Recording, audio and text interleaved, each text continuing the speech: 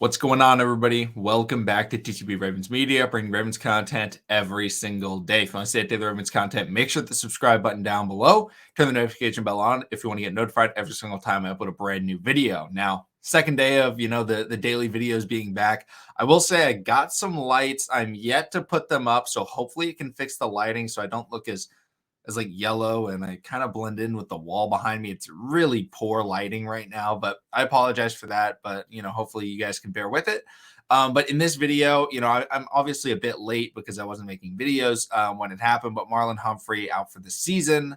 I want to talk about the impacts of that and how the Ravens can still be a great team and still a Super Bowl winning team, even without All-Pro Marlo.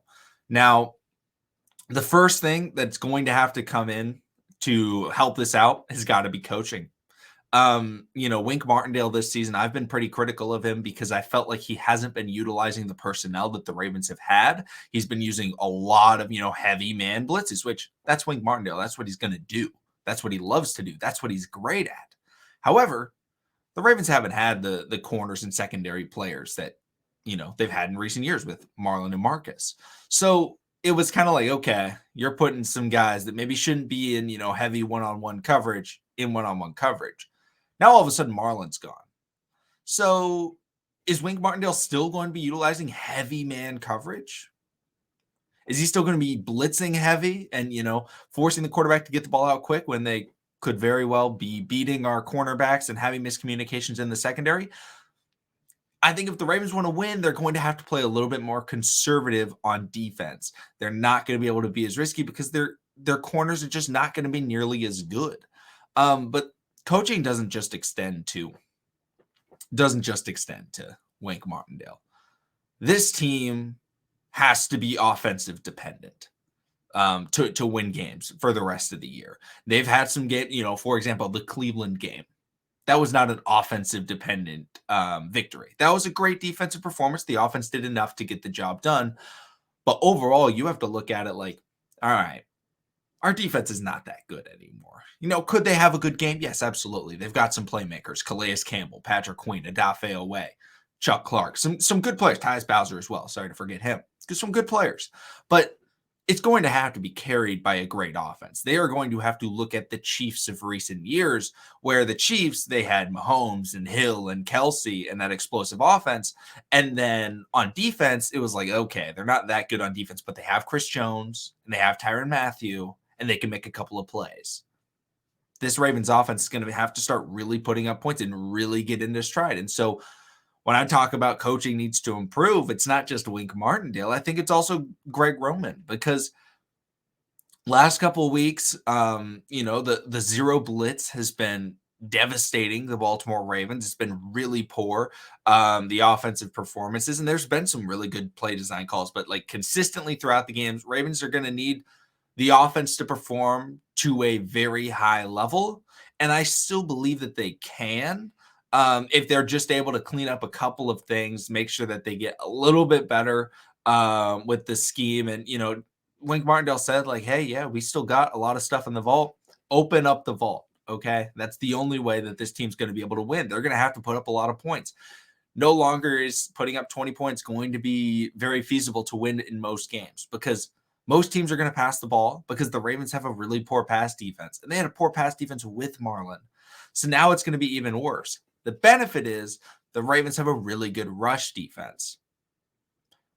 However, I'm a bit skeptical of that number because, even though the Ravens are like top 10 in rush defense, it's also, in my opinion, because teams don't need to run the ball against the Ravens. Like, the pass just works so well. But, that Calais Campbell makes some big plays. Patrick Queen in the last couple of weeks has played very good football.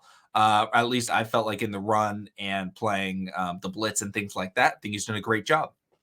He's going to have to step up, and the Ravens defense is going to have to become a get a couple of plays defense. It won't be able to be oh yeah, we just shut him out. Another 3 and out. I don't expect a lot of 3 and outs for the rest of the year. Now they could happen, but it's got to be hey, they ran the ball on first down. You stopped them. It's 2nd and 10. And then, they did a play. They got a short play. They got, you get them into 3rd and 5, 3rd and 6.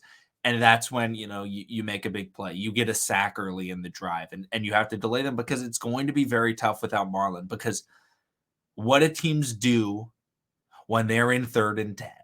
What do they do when they need a play? They go to their best player, right? They go to their best weapon. A lot of times that's their wide receiver. Marlon is the one on that wide receiver. Look at the Chargers game. 2 4th down attempts, or maybe one was 3rd and long. I can't remember. And they went right at Marlon Humphrey. Why? Because Marlon was on the exact guy that they wanted to throw to, and he locked them up. He locked them up. The Ravens don't have that anymore. It's going to have to be Anthony Gaver. He's going to have to step up, and he's had some really good weeks.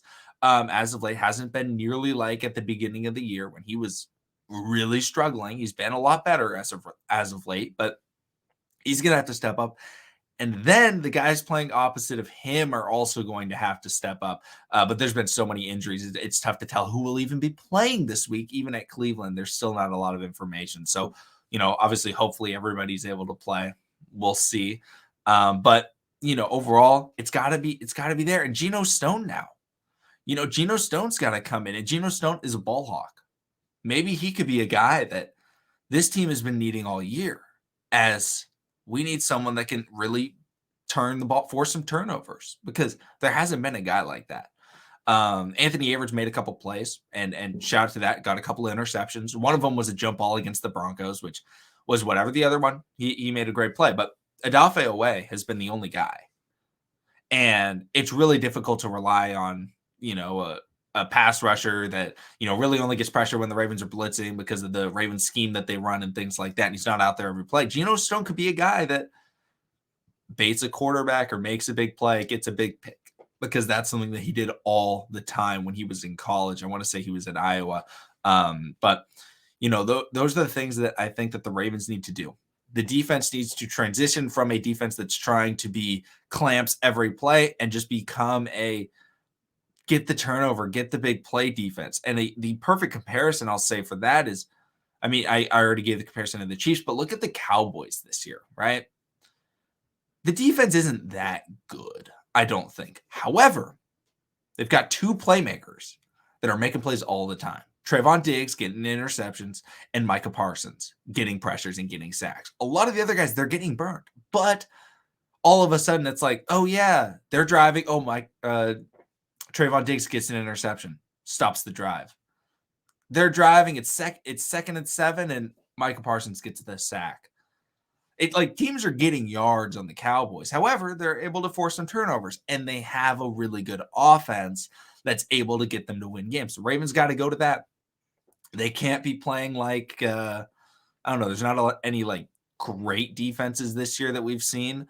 But I'll say the Tampa Bay Buccaneers as an example, where it's even though they have a pretty darn good offense, their defense also is pretty good.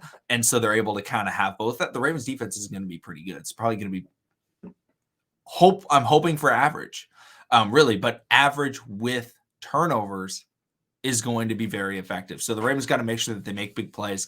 And offensively, they got to put up points. And if they do that, they're going to be able to win even without Marlon. But it does suck that Marlon's out. But let me know what you guys think about the Marlon injury.